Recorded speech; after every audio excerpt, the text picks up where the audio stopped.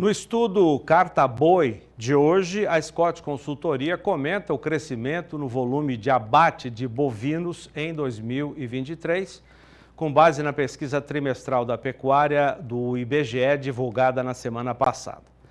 E nesse estudo, a Scott Consultoria abre no título com a pergunta: está na hora de investir na pecuária?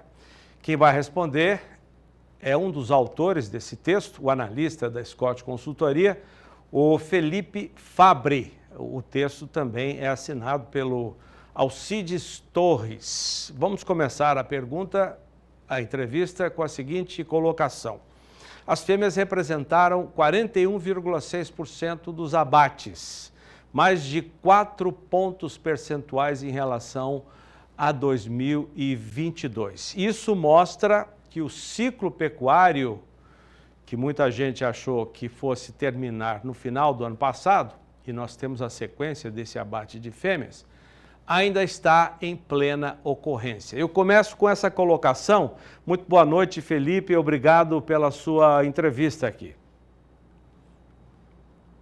Boa noite, Zaidan, boa noite a todos que estão nos acompanhando. Obrigado pelo convite para estar aqui essa noite, viu?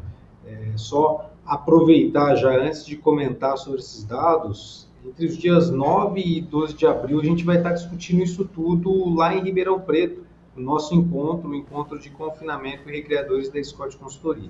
Então, fica aí o convite para quem quiser saber um pouquinho mais a respeito, não só dessa temática, como de outras temáticas mais técnicas também, que nós abordaremos por lá. E sobre a questão do abate de bovinos, Aidan, é isso aí, o ciclo pecuário de preços ele é imponente, tá? A gente pode especular, pode falar o que for com relação a outros fatores que venham a influenciar no mercado, mas o ciclo pecuário é imponente, ele está colocando as cartas na mesa, colocou em 2022, em 2023 não foi diferente, refletindo a retenção que nós assistimos lá em 2021. A arroba do boi disparou, nós tivemos naquele ano uma forte retenção de fêmeas, foi a maior da história desde 2003, e isso resultou em aumento na oferta de bezerros ao longo do último ano. Os bezerros da estação de monta de 2021 até chegarem ao mercado levam aí cerca de 2 anos. Com essa maior oferta de bezerradas, as fêmeas foram para o gancho e chegaram a essa forte participação de quase 42%, de acordo com os dados do IBGE divulgados na última semana, consolidado para 2023. Felipe, aí fica a seguinte pergunta: houve afobação naquela época em que os preços subiram bastante? Eu me lembro, não me lembro a data, você com certeza vai se lembrar, R$340 arroba em São Paulo. Houve afobação do pecuarista em investir, já com base nesse preço, enxergando lá na frente a valorização do bezerro, a valorização do boi gordo também? Olha, o que aconteceu ali, Zé, é que nós tivemos um encontro dos astros. Eu gosto de até brincar com relação a isso. Foi ali, essa referência de R$340 por arroba chegou em meados de 2021, entre junho a setembro, antes dos casos atípicos de vaca louca que nós tivemos no final do ano. E aí, em 2022, no começo do ano, a gente reportou novamente esses patamares de preço, também reflexo do ciclo pecuário de preços, mas, além do ciclo pecuário de preços, reflexo de uma China, nosso principal parceiro, comprando com preços bem maiores do que ela compra hoje. E aí isso estimulou a indústria, né, a buscar pelas categorias, pelas boiadas aí, que atendem a esse mercado, pagando bem mais do que a gente está vendo nesse momento. Tá? Então, naquela época nós tivemos uma junção de ciclo pecuário de preços, uma junção de China comprando muito bem com relação a preços daquela época, em termos de volume também, e aí também o aspecto pandemia, que, querendo ou não, acabou estimulando, em determinado momento, o poder com a população, por conta dos incentivos, enfim, de uma série de fatores, de medidas que foram tomadas naquele momento, que insuflaram o preço da arroba do boi, geraram um estímulo muito forte com relação a outros segmentos que não atuavam dentro da cadeia. Teve muita gente pagando num bezerrinho ali até R$12 o quilo. A gente viu bezerro em São Paulo chegando a mais de R$4.000 naquele período. e o investimento não se pagou. Tá?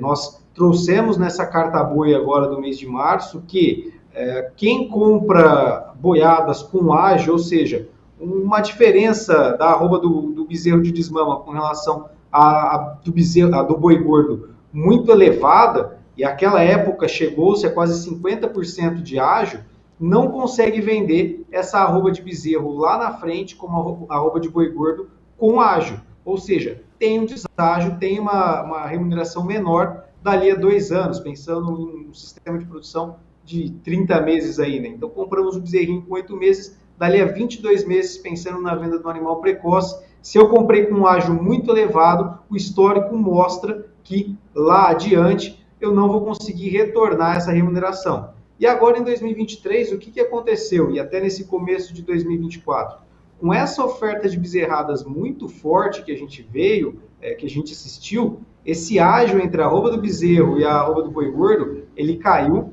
A relação de troca para o recriador invernista, ela está hoje em um dos melhores patamares dos últimos 6 anos, e a gente mostra isso também na carta boi. E aí a perspectiva é o quê? Que para o produtor que comprou essa bezerrada em 2023 e que está comprando bezerrada ainda agora em 2024, o futuro traz aí uma perspectiva positiva. Por quê?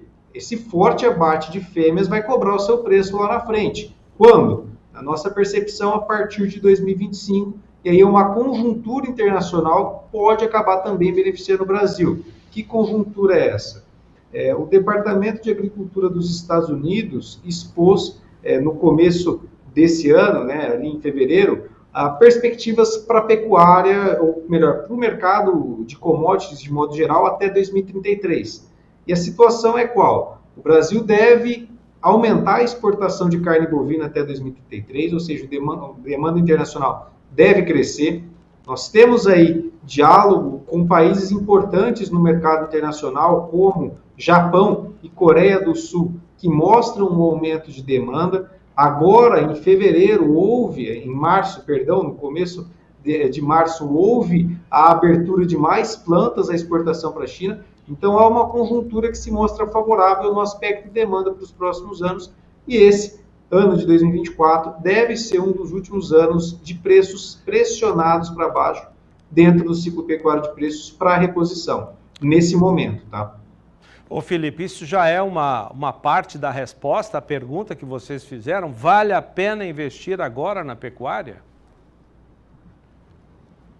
É uma parte da resposta e é exatamente o momento, na nossa percepção, ele pode já ter sido o melhor momento em 2023, mas 2024 ainda se mostra como um bom momento para investir na pecuária, pensando o quê? Nessa virada de ciclo pecuário, nessa virada de fase, que deve acontecer a partir do segundo semestre desse ano e entre 2025 e 2026 ganhar mais força, tá, com relação às cotações do mercado de reposição e no mercado do boi gordo. Só para ter uma ideia, o preço do boi cedeu em 2023? Cedeu, mas ele cedeu 18%, segundo o levantamento aqui da Scott Consultoria, isso considerando a praça de referência de São Paulo, enquanto outros insumos dentro da cadeia de produção caíram mais. O boi magro, por exemplo, caiu 25%, o bezerro 30%, a bezerra, a fêmea aqui desmamada, 18%, o milho 35% e a soja, pensando na soja em grão, mas aí o farelo de soja acompanhando também,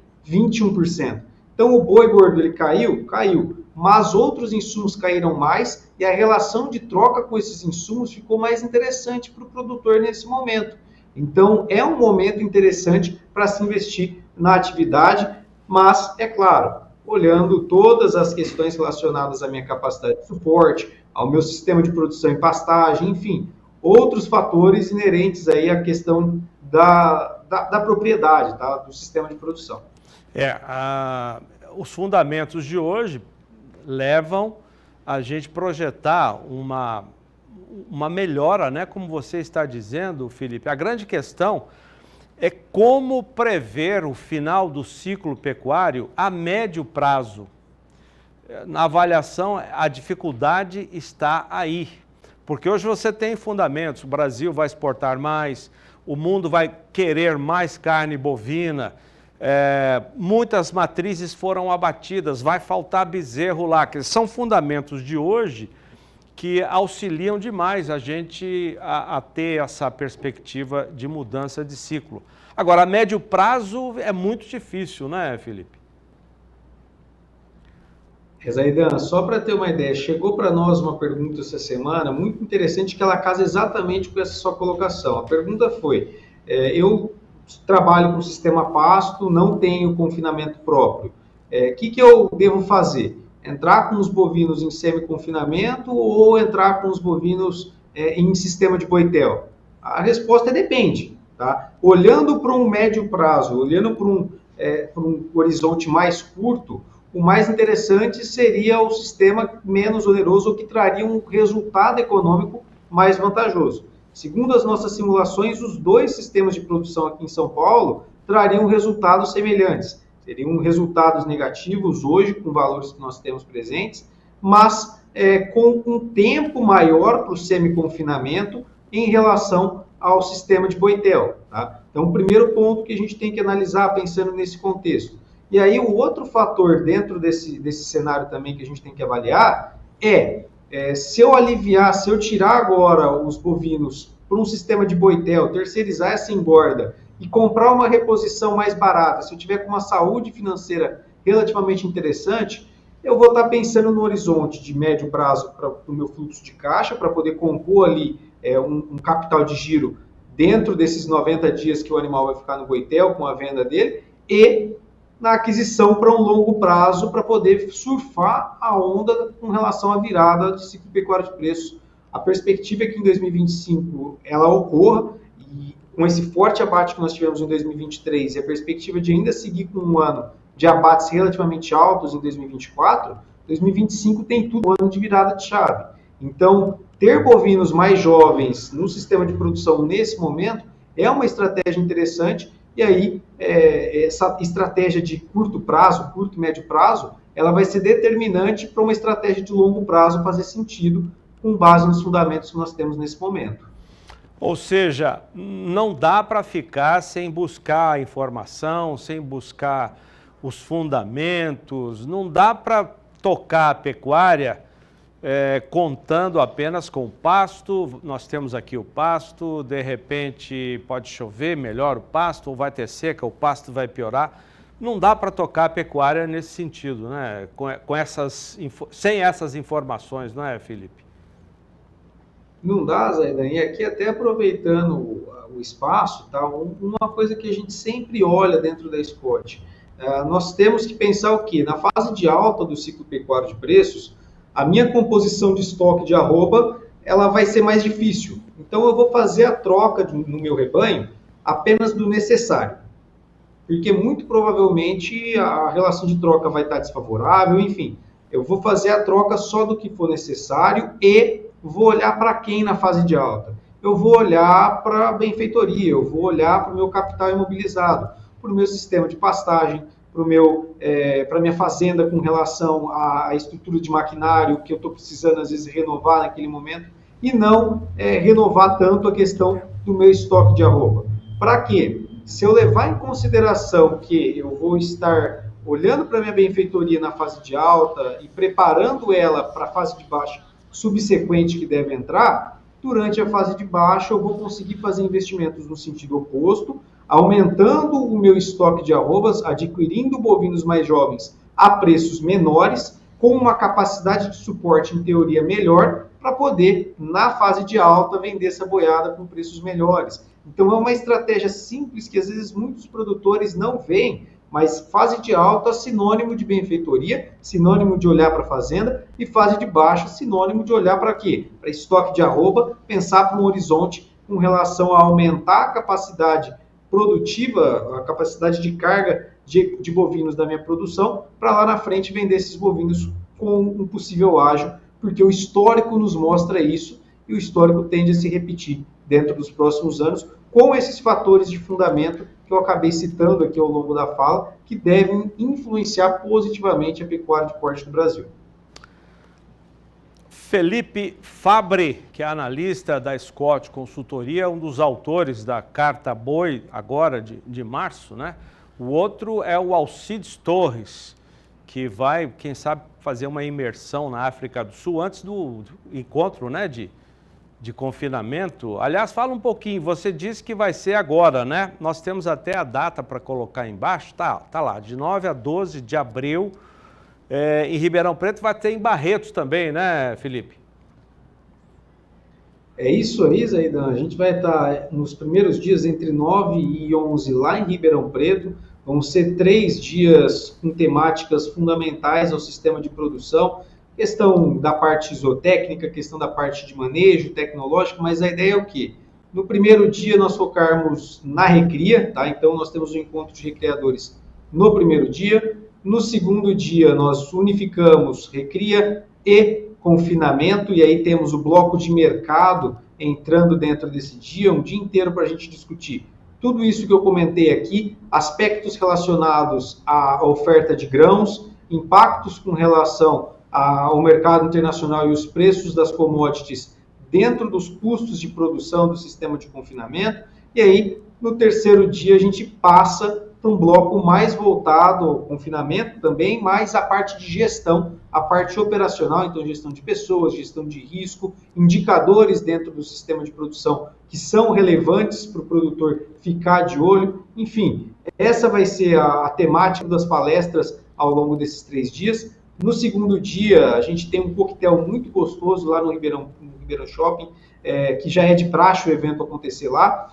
E no último dia, na sexta-feira, nós temos um dia de campo lá em Barretos, no confinamento Monte Alegre, no confinamento modelo para a pecuária brasileira. Então a gente tem essa parceria já com o André Perrone há mais de 10 anos, visitando o seu confinamento, onde ele sempre traz tudo o que há de novo com relação ao que eles estão realizando no modelo de produção e serve aí para levar para o pessoal também um pouco do que pode ser utilizado em outras regiões do Brasil, um pouco de tecnificação além do que a gente está vendo na prática ali nos 3 primeiros dias, né?